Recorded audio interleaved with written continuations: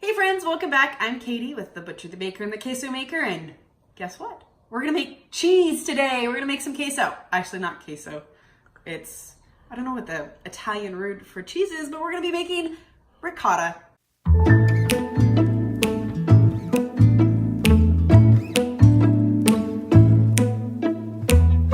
It is the first cheese that we're gonna be making today, and it's also the first cheese that we're making in our intro to dairy products making, cheese making. I'm going to be doing a series of videos on cheese making, and this is by far the best beginner cheese to make because number one, it's super easy. Number two, it doesn't take long.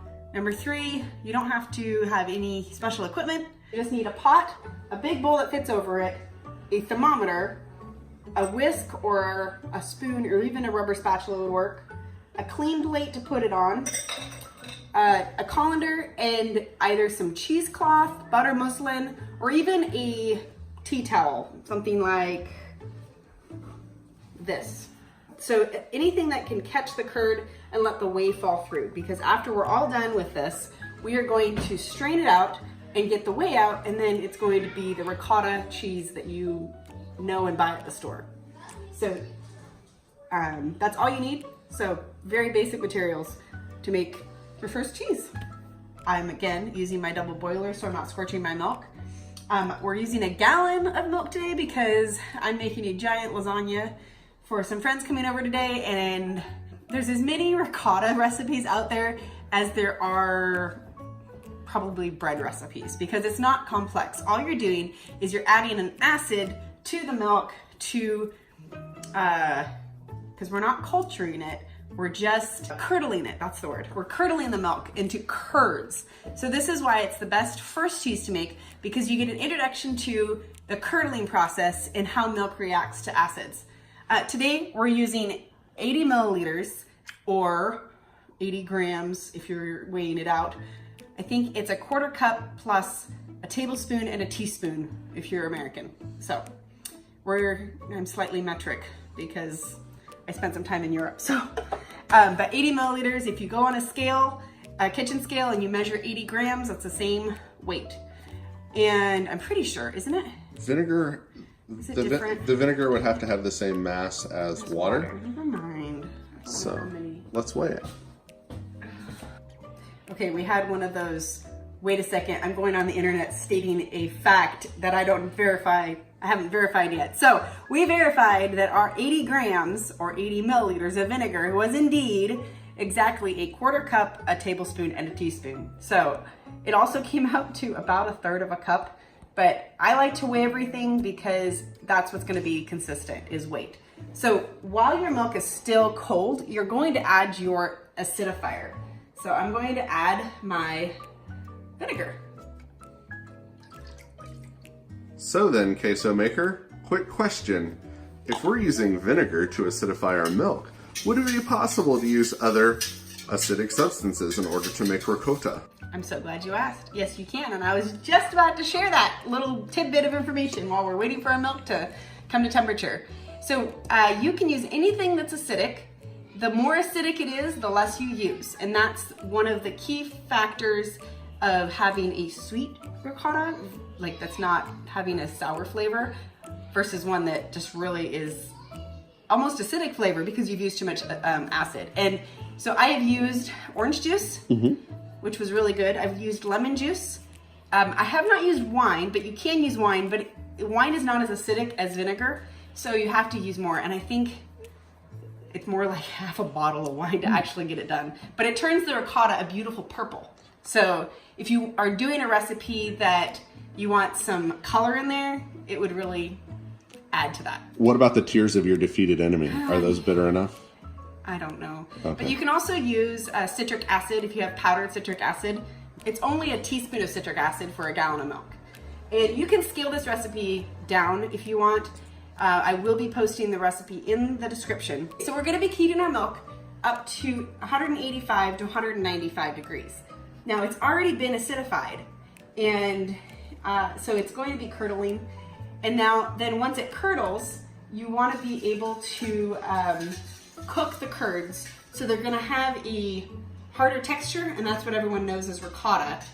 And if you want to come over here and see what the milk looks like after it's been curdled, it looks completely different than what it was before. It almost looks like thick yogurt.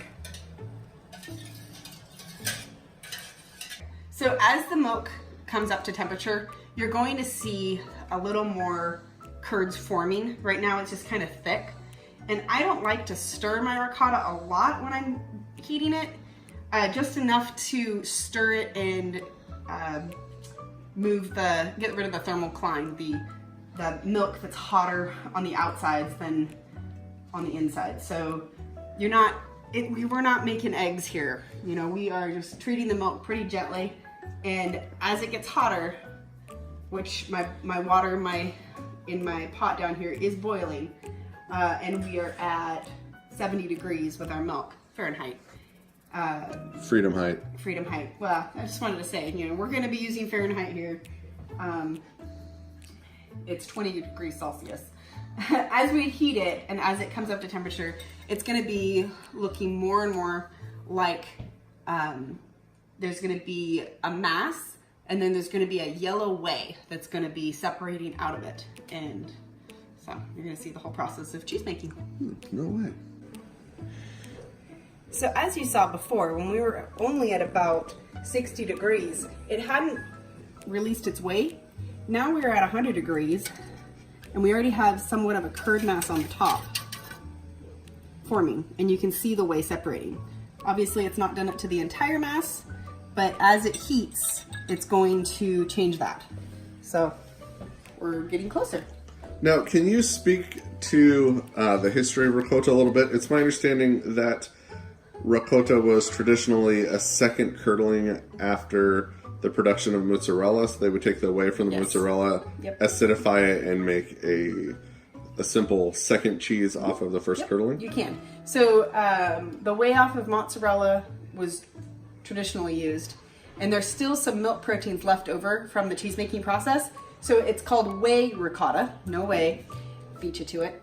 And so you can make it from whey. Most people don't have a supply of whey to do this, so we are going to be doing it just from plain milk.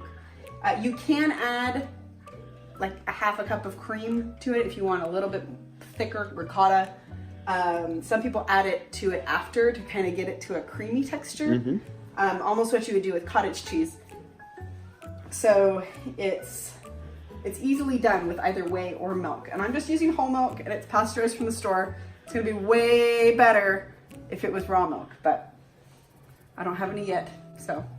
So then what would be the difference between ricotta and farmer's cheese or like a cottage cheese?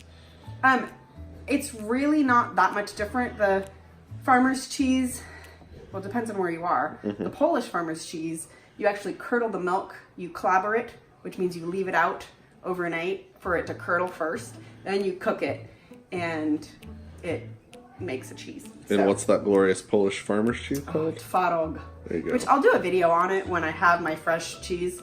I've done it with store-bought milk, but it's really weird. You have to take a gallon of milk, pour some out, pour some buttermilk in it, and then leave it out overnight, even up to 2 days, because it's pasteurized. It doesn't have all those enzymes that are working. With raw milk, you can just leave it out overnight, and the next day it's this thick, gooey mass and perfect for it. So cheese making is something that has been, people have been experimenting with cheese for a long time.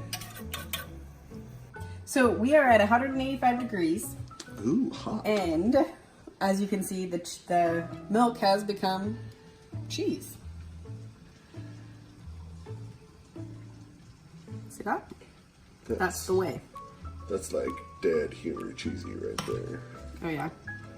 And we have a pretty good cheese mass, curd mass, and I don't want to disrupt that. So what I'm doing is I switch to a rubber spatula, and I'm stirring in an up and down motion. I'm stirring the whey, so I can just circulate the liquid to make sure we can get a really good curd formation. And I'm gonna cook it to 190, which is right in the middle of our range, and then we're gonna cover it. I wonder where she got the thermometer. You can have one too.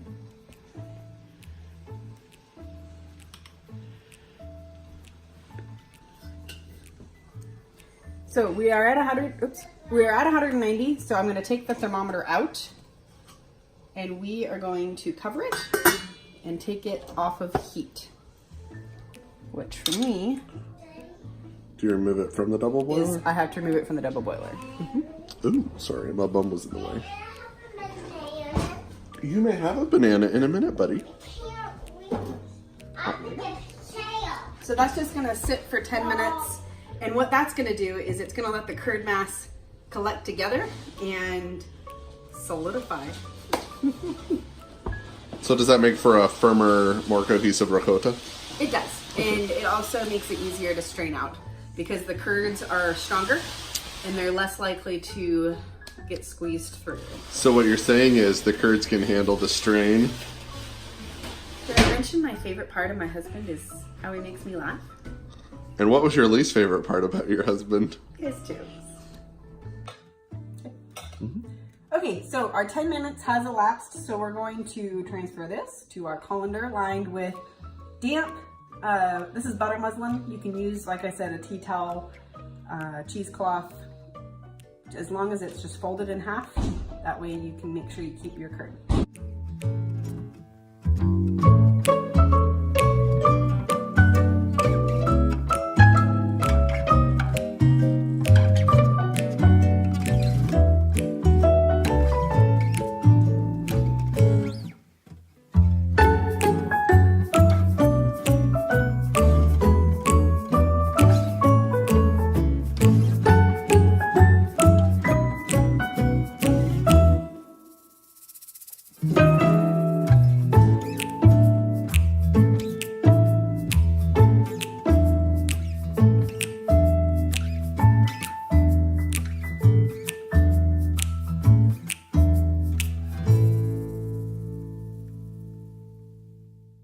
Okay, so hopefully you can hear me over the dull roar of the child.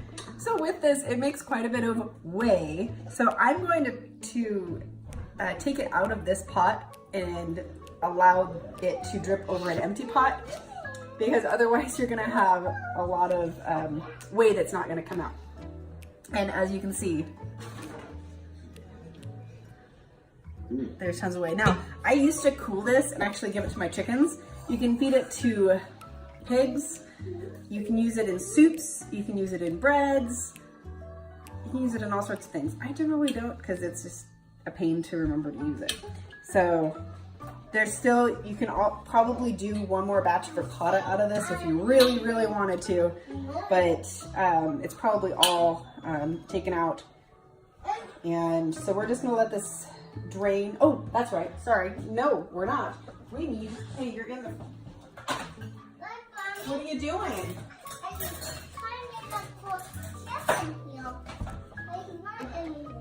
Well, I didn't need you to get out of my refrigerator. No, that's Okay. No, I want to close Okay, you close it. So I almost forgot. So we are gonna salt our ricotta, and it takes 2 teaspoons of salt. So you just sprinkle it over the top. I don't know if you can see it. And then we're going to take our spatula and we're just gonna stir that in.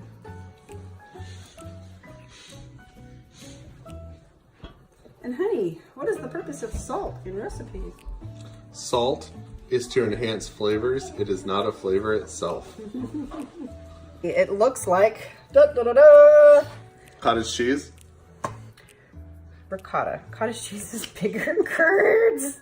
We're gonna do another video on that, don't worry. So that's all that you need. You just need to let the curds drain for 20 to 30 minutes. And if you like a drier ricotta, you can actually let them drain for a longer time.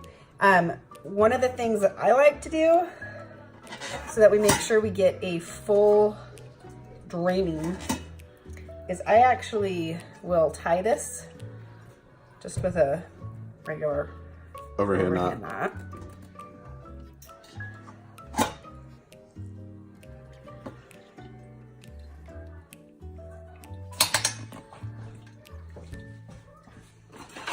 And I actually suspend it over my pot. Oh. One might say the suspense is killing us. Yeah, well, you're gonna have to wait for about 20 to 30 minutes. So there you go. So as you can see, it's about 2 inches above the bottom of that pot, and it'll drain. And then when we're done, the ricotta will be there. The other thing is that salt, even though we didn't incorporate it into the entire mass of curds, the moisture in the ricotta actually will draw that through all of the curds, and it'll dissolve and everything. So it'll be nice, flavorful ricotta. And I mean, I think that's about as much as you buy in the store in a tub. So my milk that I bought was $2.79 market price, whatever, it fluctuates.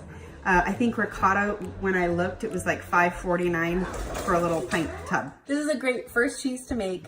It's cheap, easy. It takes about an hour to make, and there's really no special equipment that you need for it. So thank you very much for watching the video. Don't forget, like, comment, and subscribe. And as I always say, click the bell so you get notifications whenever we put a new video out. Thanks for watching.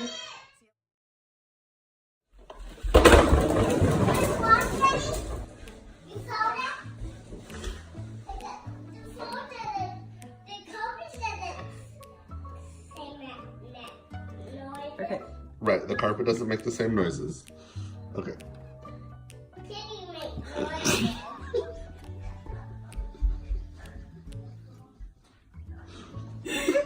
Hey, honey, I have a great idea. What? Let's start a YouTube channel and have 3 small children who are in the house with us. Hey, sounds like a plan. Let's hope we can do it without getting interrupted. He loves his kitty. Okay, so we have exhausted the... Turn the light on.